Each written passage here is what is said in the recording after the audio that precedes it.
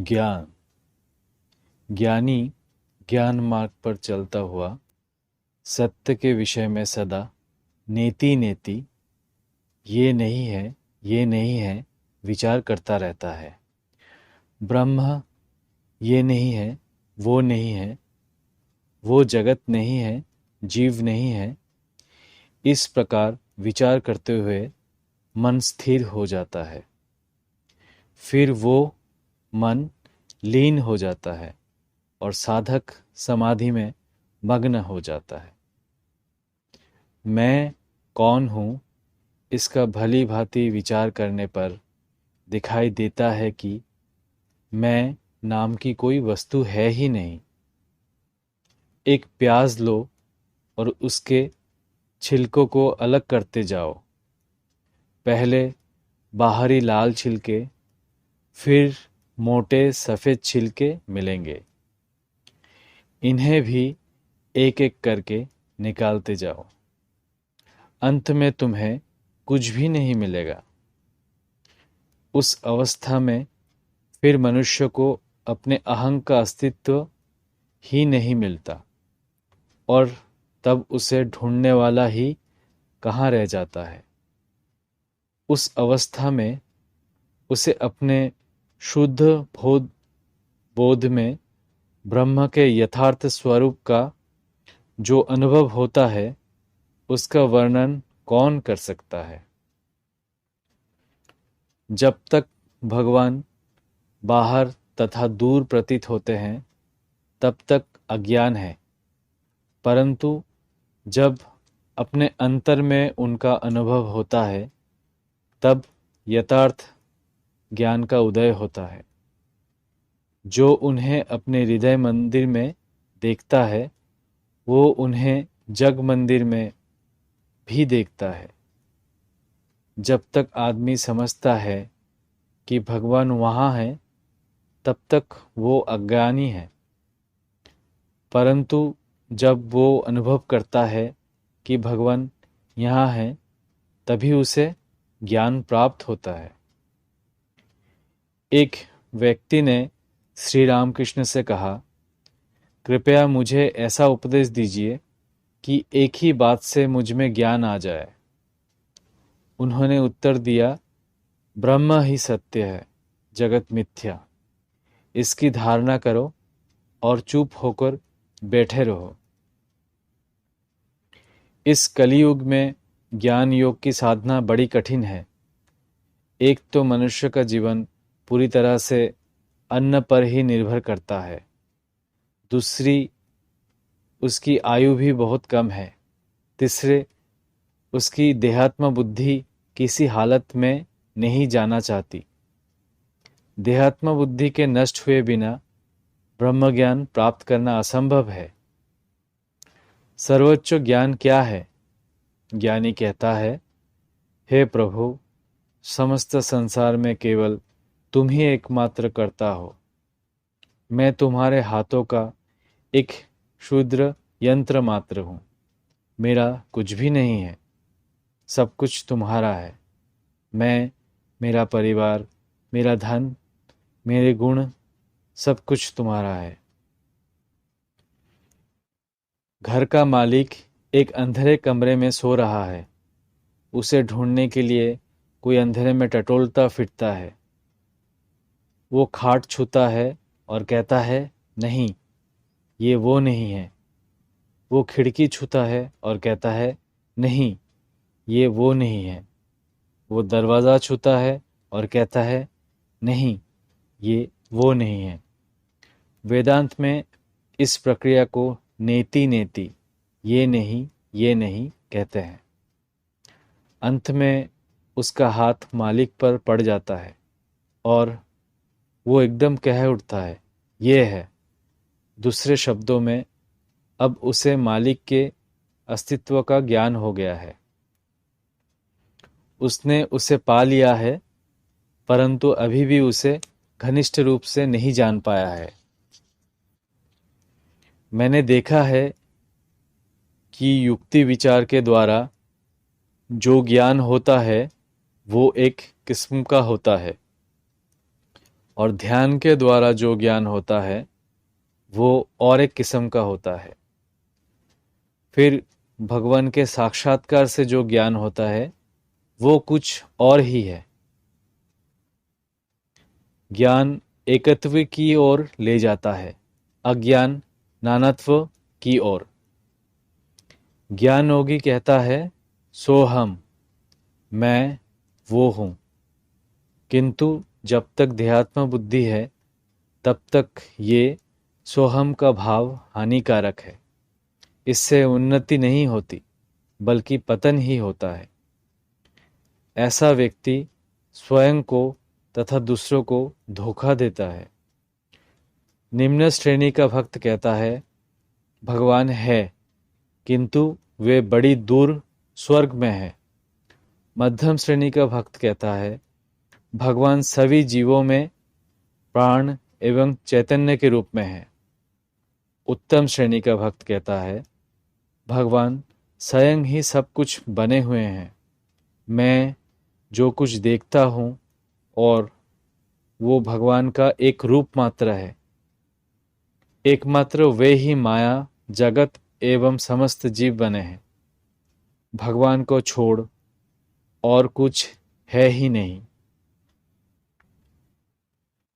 भक्ति। भक्ति का अर्थ है भगवान के प्रति अनन्य प्रेम। जिस प्रकार का प्रेम पत्नी अपने पति के प्रति अनुभव करती है, भगवान के प्रति विशुद्ध भक्ति होना बड़ा कठिन है। ऐसी ही भक्ति के द्वारा मनुष्य के मन प्राण भगवान में विलीन हो जाते हैं। प्रेम का अर्थ है भगवान के प्रति ऐसा प्यार कि जिसमें मनुष्य सारे जगत को भूल जाता है और साथ ही अपना शरीर जो इतना प्रिय है उसे भी भूल जाता है। चैतन्य देव के अंदर प्रेम उदित हुआ था। यदि तुम्हारे भीतर रागा भक्ति अर्थात भगवान के प्रति प्रबल आसक्ति का उदय हो तो वे स्थिर नहीं रह सकते। जानते हो भगवान को अपने भक्तों का प्रेम कितना प्रिय है। जैसे खली मिला हुआ भूसा गाय को प्रिय होता है, इतना प्रिय कि गाय उसे लालच के साथ निगलती चली जाती है। याद रखो भक्त का हृदय भगवान का निवास स्थान होता है। ये ठीक है कि वे सभी प्राणियों में वास करते हैं, किंतु भक्त के हृदय में वे स्वयं को विशेष रूप से प्रकट करते हैं। भक्त का हृदय भगवान का बैठक खाना है। इस कलयुग के लिए भक्ति योग ही श्रेयस्कर है। इस मार्ग पर चलने से अन्य मार्गों की अपेक्षा भगवान के पास सरलता से पहुंचा जाता है। ज्ञान और कर्म के मार्ग से भगवान के समीप निस्संदेह पहुंचा जा सकता है, किंतु वे मार्ग है बड़े कठिन। भक्ति योग क्या है? ये है भगवान का नाम कीर्तन तथा गुणगान करते हुए मन को भगवान की ओर लगाए रहना। सादे शीशे पर फोटो नहीं उतरती, वो केवल मसाला लगाए हुए शीशे पर ही उतरती है। जैसा कि फोटो का कांच, भक्ति ही ये मसाला है। विषय सुख के प्रति आसक्ति जितनी कम होती है, भगवान के प्रति भक्ति उतनी ही बढ़ती जाती है। प्रेम प्रीति 3 प्रकार की होती है, समर्था स्वार्थहीन, समंजसा यानी पारस्परिक और साधारणी यानी स्वार्थयुक्त। समर्था प्रीति ही सबसे उच्च कोटि की है। इसमें प्रेमी केवल प्रेमास्पद का ही सुख चाहता है। इसके लिए चाहे उसे स्वयं को कष्ट ही क्यों न सहन करना पड़े। समंजसा प्रीति मध्यम कोटि की है। इसमें प्रेमी प्रेमास्पद के सुख के साथ स्वयं के सुख का भी ध्यान रखता है। साधारणी प्रीति सबसे निम्न कोटि की है। इसमें प्रेमी केवल अपना ही सुख चाहता है। प्रेमास्पद के सुख दुख की कोई परवाह नहीं करता। तनिक भी सांसारिक शक्ति के रहते भगवान के दर्शन नहीं हो सकते। दियासलाय की सींख अगर गीली हो तो 1000 घिसने पर भी आग नहीं जलेगी। केवल ढेर भर सीखें ही नष्ट होंगी। संसारासक्ति में डूबा मन भीगी सींख के समान है। भक्त का बल किसमें निहित है? इसमें कि वो भगवान का बालक है और उसकी भक्ति के आंसू ही उसका सबसे बड़ा अस्त्र है। यदि तुम्हें पागल ही होना है तो संसार की वस्तुओं के लिए पागल क्यों होते हो? पागल होना ही है तो केवल भगवान के लिए पागल बनो। शुद्ध ज्ञान और शुद्ध भक्ति एक ही वस्तु है। दोनों साधक को एक ही लक्ष्य पर पहुंचाते हैं। भक्ति का मार्ग अधिक सरल है। ज्ञान मानव पुरुष है और भक्ति नारी है। ज्ञान की गति भगवान के बैठक काने तक ही है, किंतु भक्ति उनके अंतःपुर तक प्रवेश कर सकती है। भगवान का सर्वश्रेष्ठ भक्त कौन है?